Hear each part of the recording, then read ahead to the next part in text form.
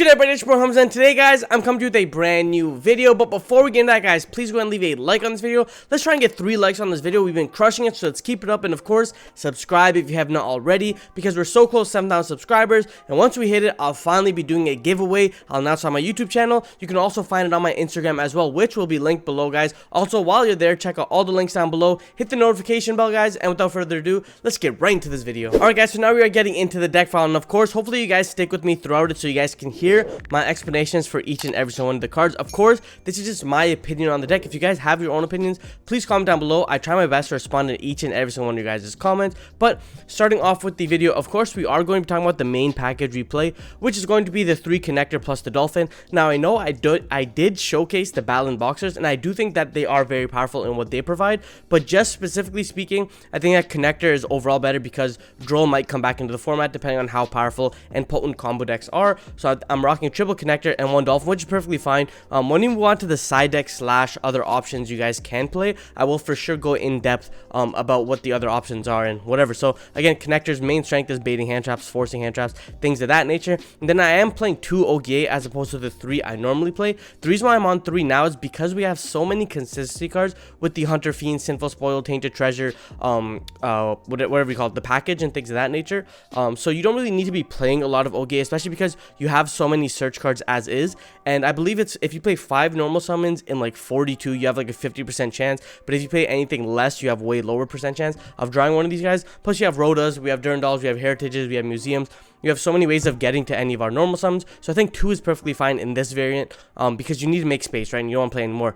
Then on the same thing, we are playing double Renaud. Now again, Renaud is a searchable card. It's very easy to get this card with any of our engine pieces. So again, that's why I'm on 2 Renaud. You're not really missing out on any. I wouldn't say play 1 just because like you still want it in your deck for the turn 1 play and the follow play. So Renaud's really good in that. And then we played the 1 Oliver. I cut it down from 2 to 1 just because I felt like the 2, it was nice, but I mean in theory it's good, but it almost never came up. So why would I just be playing a card where practically, or I don't know what you want to say, but in practice it never came up, but in theory it did. So I just play that 1. If I get punished, so be it. And then of course 1 Richard. Now this card gets a lot better with the Hunter Fiend package. I don't even know what it's called in TCG, but like the Wanted Hunter Fiend or Sinful Spoil, whatever.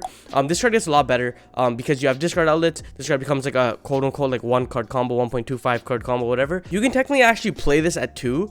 But I mean, just leave it at 1 and just continue from playing the 1 Malgus now. Again, this card is mandatory, in my opinion, because you can cycle resources. It's the reason why you can get away with playing like 2 OGA, maybe even 1, 2 Renaud, maybe only 1. Main reason why you can get away with the 1 Oliver. Oliver is only kind of important back when like people were doing like the metal silver armor cheese, but now that we're not really doing it, we just want it as a searchable extender. And then yeah, anyways, Malgus and Malgus. Then we play the 1 Turpin because it's mandatory to the combos.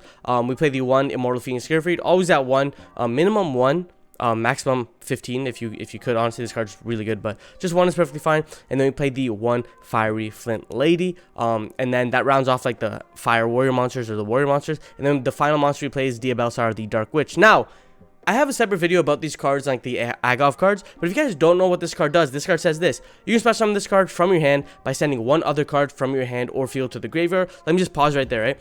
We have literally Divine Sword, so we can loop this card infinite amounts of times. We can always get it. But another important thing about this is it says sending 1 other card from your hand or field to the graveyard, meaning that you can send any of your equipped spells to the graveyard to summon her. So she's really good as kind of like an extender.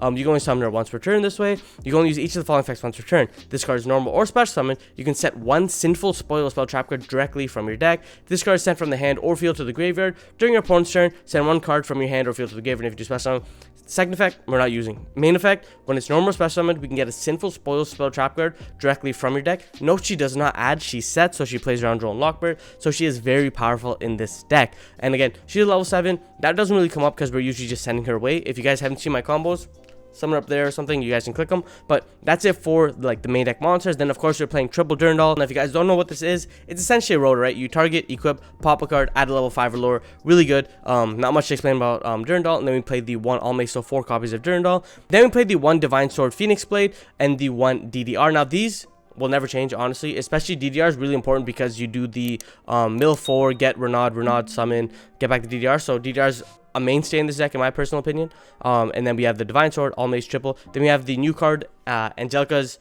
Angelic ring or angel ring, whatever you guys want to call it. Basically this card has the effect where if you're gonna hard equip it, you can only equip it to a monster that's already equipped with the card, and then has the effect where it says negate the effect of your opponent's first spell card or effect that resolves each turn. Once per turn when this card is equipped to a monster, blah blah. While this card, okay, whatever. So this card, something important to note is these cards like Dark Ruler no more.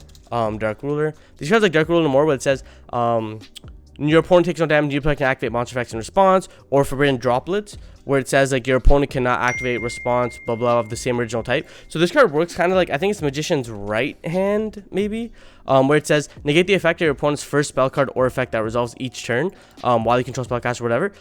Angel Ring works the exact same way, where it's not like activating in response, it's activating on resolution. So that's the reason why, one of the main reasons why Angel Ring works. But again, if you guys notice, I'm not playing Joyas. In my opinion, that was the most cuttable card. It never came up. Some reasons why people will play would be like, oh, it works really well when like I have a card in my graveyard for follow play, I can send it. But Almace does the exact same thing, if not better, because Almace can be a Durandal by itself. It can also just be an Almace where you just equip and then link a monster away. In almost every single combo, you don't use Joyas, especially if you don't play Artorias. You don't need Joyas, so just playing it like this works perfectly fine. So that's it for the equip spell. Again, I try to make it so every single equip spell is good. Angel Ring's like the only one where it's like I can't do anything with this card off rip, but it can still do something. But then moving on, we are playing the Hunter Fiend Sinful Spoils. This card's really good. This card is a quick effect, engage-esque card. So again, quick play spell card, add 1 Diabellstar monster from your deck or graveyard to your hand. Again, important that it says or graveyard. That's usually why I want to play 1. So from your deck, graveyard to your hand. During main phase, banish this card, then target 1 other Sinful spell trap, put that card at the bottom and draw a card. So you're constantly looping the same engine no matter what. So again, you play 1 monster, you play 1 additional spell card, and then you play triple Hunter Fiend. And now this is the thing that kind of gets the deck going. Hard drawing Diabellstar also works, but activating Hunter Fiend in the draw phase enables you to get Dark Witch Diabellstar. So that basically means that your first search in the main phase, you don't lose to Duel as hard anymore, because if you just make your first search like a museum ad, it's a lot more powerful in that regard. If you use it to get into like museum or anything like that as well, it's not that bad, just because we have ways of playing around it. And speaking of the Hunter Fiend Diabellstar, the final card of the engine is going to be the original Sinful Spoil Snake Eye. Now if you guys don't know what this card does, is again, watch my videos, but send 1 other face-up card you control to the graveyard, special summon 1 level 1 fire monster from your deck. Banish this card from graveyard, target 1, added 1 level, blah blah blah, whatever, right? We don't really care about that second effect, specifically because we're always going to be shuffling it back with Hunter Fiend and then being able to draw a card. And then we can also just use this card if we draw it afterwards to get Diabellstar to our hand. Some Diabellstar use this, and now you guys can see it's an infinite resource loop, and a combo deck that can get an infinite resource loop is absolutely insane.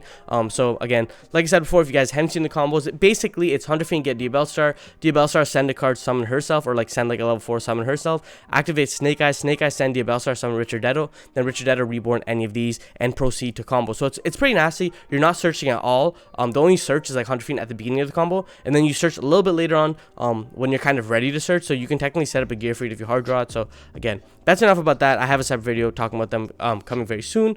So again, subscribe if you have not already. And then we play the triple heritage of the Chalice. Now again, this is like reinforcing the army. Another important thing about heritage is very similar to Hunter Fiend, where it says add 1 Noble Knight monster or 1 Noble Arms card from your deck or graveyard to your hand. So deck or graveyard, again, similar to Hunter Fiend, where Hunter Fiend adds from your deck or graveyard. So it's really good. Hidden ability never comes up, honestly, but it's still there. And then we play the triple Noble Arms Museum. Again, you just want to max out on this card because hard opening it makes you be able to play through Droll a lot easier. If you guys don't know what I'm talking about, you go Noble Arms Museum. If you're afraid of your opponent having Droll, you add Almace instead, and then they Droll you. So now you still have the second effect to special summon, and then you just play through that. Of course, we're not assuming that our hand is just Noble Arms Museum. I don't care what anybody says about, oh, your 1 card combo that starts off with the Roto lose to Droll and Lockbird. Like, yeah, obviously everybody loses to Droll and Lockbird. But again, you just play like that, and then we play the 1 Roto, basically goes on with all the other search cards, things of that nature. And then for the non-engine guys, in my personal opinion, I believe that in 42 you can play 9 non-engine cards. Now these cards work very powerfully. So again, for me, I'm running triple talents to help my go first, but also my go second to steal my opponent's monsters, steal Caesar, win the game. I'm playing triple infinite impermanence as well. When I go second, I can just negate cards, and I am playing triple Ash Blossom and Joyous Spring as well. So these are the kind of generic 9 ofs you can play. If you want to cut this card down, you can cut down Oge, you can cut down Renaud, you can just rock it at 40 like that, and just continue playing, and then you can kind of fit more non-engine. But in my opinion, I think that this is perfectly fine as non-engine. You can probably cut Ash Blossom and play more go second cards as well, just because your 9th becomes a lot better, or your 6th, sorry. But that's it for the main deck, guys. If you guys have any changes, let me know. And then moving on to the side deck, so the other options. So one of the other options you can play is Sinful Spoils of Subversion Snake Eye. So this card works with the Hunter Fiend engine, specifically because this card says target one face-up monster on the field, place it as a continuous spell trap card, so it's pretty good in that regard, especially when you go second, because Hunter Fiend can get Hunter Fiend can get Diabellstar can get this, and then disrupting the Diabellstar becomes a lot more important. And not a lot of people will interrupt Diabellstar just because they can interrupt the level 1 it summons instead. So you just activate this card instead, grab it, and then kind of go second. So it's a little better. You can main deck it. Personally, I just felt like it never came up, but having the other option is really good. But when you're always shuffling it back, or shuffling Snake Eye back with this, and then you're shuffling back your Richardetto with Malgus, it doesn't really come up as much where you need the other target. So you know what I mean. But then moving on to the Battling Boxers, you can play the Battling Boxer package. So again, in my recommendation, it would be Uppercutter, Spar, and Flammable Counter. You wouldn't play the Cross Counter because Cross Counter says you have to destroy one Battling Boxer or number XYZ monster you control, and you're not really ending on any of those in my opinion. Like, I don't really know how you're just ending with this on board. So having the Flammable Counter is a lot better because, again, Uppercutter has 200 defense, and I believe Renaud has 200 defense. I don't think XYZ guy, no, he has 18. So Uppercutter and Renaud will always be in the graveyard, so you can always be banishing them. One really important thing about this, though, is Uppercutter triggers on normal or special where Connector doesn't, meaning that if you have Diabellstar plus Uppercutter, you can still play because you can just send Uppercutter, Richardetto, Reborn, Uppercutter, because Richardetto says special on 1 level 4 or lower Fire Warrior monster, 1 level 4 or lower Fire Warrior monster in your graveyard. I thought from a hand in your graveyard, I was like, that's crazy, but 1 level 4 or lower Fire Warrior monster in your graveyard, that's where Connector doesn't work, right? And then Renaud also works a lot better with Uppercutter if he gets impermed, where Connector doesn't. But I mean, to each their own, it doesn't really matter. You have ways of kind of manipulating it anyway, so that's it. And then we have the Eka and the Shogun Shen combo. Now again, I know this lock gets a lot better because you have the whole Angel Ring, but I still don't think it's worth it in my opinion. I think it's really cute, and if you can kind of steal a win like during an event or something, it's pretty good, but again, I don't think it's that good. Then we have the one Fenrir and the one Rizard. So a lot of people have been on this package as well because Fenrir helps going second. He's also a combo card in itself because if you go special Fenrir, add Rizard, you don't special Rizard because you get locked into XYZs right here. So you just normal Rizard, and then any other warrior extender is full combo plus Fenrir, and then you also have an easy way of making Appaloosa as well because you just link the Fenrir away. So it's not that bad. Out of all these cards, I would definitely say Red Layer is probably the closest to being put into the deck right now, in my opinion. I have another list where like I was testing Red Layer, it's pretty good. The mechanicals are cool, in my opinion. I don't think it's worth it. But shout out to that one person who topped like the regional or something. But mechanicals okay. Then you can play the Nib as the other Go Second card, of course. But then quickly getting on to the extra deck, I'm sure you guys are already familiar with these cards. We're playing double Emperor Charles the Great. We're playing double Isolde, the two Tales of Noble Knights, and then we're playing the one SP Little Knight. This card's crazy. DPE Little Knight. DP Little Knight. This card is crazy. If this card is linked summon using a Fusion, Sync, or XYZ and or Link monster, target one card on the field, banish it, or in the graveyard. Also, monsters can attack. So we're not really baking SP Little Knight going second often, just because like it doesn't really matter about attacking directly because we can clear our opponent's board anyways. The main reason is this effect here. When your opponent activates a card or effect, target 2 face-up monsters on the field, including at least 1 monster you control. Banish both monsters until the end phase. So she's good for a number of reasons. The main reason is, again, you banish her, banish another card, and then they just keep on coming back and you keep on banishing. It's really good. Another thing is when your opponent evenly matches you, you can just banish your own card in SP Little Knight. So now you know you're not going to die because your opponent gave up the battle phase, and now you can just bring back 2 problematic monsters, being SP Little Knight as well as the card you banished. Another thing is if you get Nibiru, you can use SP Little Knight to banish herself and another card and bring it back. So it's really good. Another thing is her pointers are so crazy. The reason for it is like once she comes back, she's giving you 2 new zones. You know what I mean? So she's giving you 2 new zones. That specifically means that it doesn't matter what you have in your main deck, be it a card that doesn't point or be it a card that does point. It's just a lot more better, a lot better. So yeah, so she's really good in that regard. And then we play the one Reten. Me personally, I swear by Reten. I think Reten is crazy, like in what he does. And then, of course, just because the firepower of the deck changes a little bit more, you're gonna have more link material. Playing the Nightmare Unicorn is pretty good. I pair it with the Access Code, of course. The only issue is when Richardetto uses his Reborn effect, you do get locked into Warriors. So just keep that back in mind. One Paralleled Ogre. Don't know how I feel about this card. Doesn't really come up. Might kind of want to fit in more cards, but we'll see. One Appaloosa, of course, because Connector Renaud, Fenrir does the same thing as well. So Appaloosa, one Access Code, like I said before, just to game shot your opponent. The one Dempsey's super crazy. He's technically a lot better in like this deck because I guess he can search more cards, but I mean it doesn't really matter. He's just really good. Then we can play the one Angelica specifically because Diabellstar Hunter Fiend engine makes it that we don't need to play the second Angelica. There are combos where you don't need the second Angelica as well, and I mean it never came up. It came up like once for me in like the month, so I decided decided to just cut it down. D1 Roland, D1 Charles, because of course our opponents are not summoning Cashier Unicorn, they're not ripping us anymore. And then D1 Baron de Fleur. Now Baron gets better. The reason for it is of course SP Dueling Knight. So Baron says you can only use this effect once while this card's face up on the field. SP Dueling Knight can literally banish after. So what I like to do personally is when my opponent activates card effect, you just shotgun the Baron off rip. You say, you know what, I'm gonna negate that. When they activate another effect, you go SP Dueling Knight and you banish herself and you banish the Baron off the field. And then when Baron comes back, you can negate again, right? So it's constantly recycling your Baron. So any effect that has like a once while face up card, for example, like a Firewall Dragon, things of that nature. So it's really good in that regard. So that was it for my deck file, guys. If you guys like the profile, please let me know by liking, commenting, and or subscribing, or hopefully you do subscribe as well, guys. So guys, that was it for the video. If you guys liked the video, please go and leave a like on this video. It helps me out a lot. And of course, subscribe if you have not already and you made it to the end of the video, because what are you doing if you're just tagging along all the way to the end without subscribing? But my name's Hamzan. Like I always say, guys, keep on shining, never on your dreams. Peace.